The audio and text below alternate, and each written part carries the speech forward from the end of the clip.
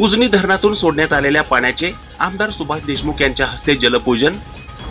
उजनी धरणातून सोडण्यात आलेले पाणी भीमा नदीत पोहोचले असल्याने दक्षिण सोलापूर तालुक्यातील हत्तरसंकोडल येथे दक्षिण सोलापूर तालुक्याचे आमदार सुभाष देशमुख यांच्या शुभ हस्ते जलपूजन करण्यात आले। यावेळी त्यांनी प्रशासनाचे आभार मानले, तसेच उपस्थित शेतकऱ्यांनीही यावर समाधान व्यक्त केले आहे। या प्रसंगी भाजपचे तालुका अध्यक्ष संगप्पा केरके, डॉक्टर चनगोंडा हविनाळे यांच्यासह शेतकरी बांधव मोठ्या संख्येने उपस्थित होते।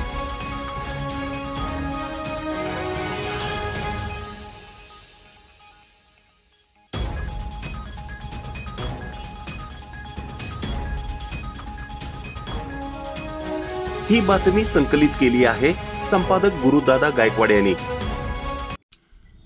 ताज्या घडामोडी पाहण्यासाठी आजच महाराष्ट्र सुखदेव न्यूज या YouTube चॅनलला लाईक आणि सबस्क्राइब करा। ताज्या घडामोडी पाहण्यासाठी आजच महाराष्ट्र सुखदेव न्यूज या YouTube चॅनलला लाईक आणि सबस्क्राइब करा।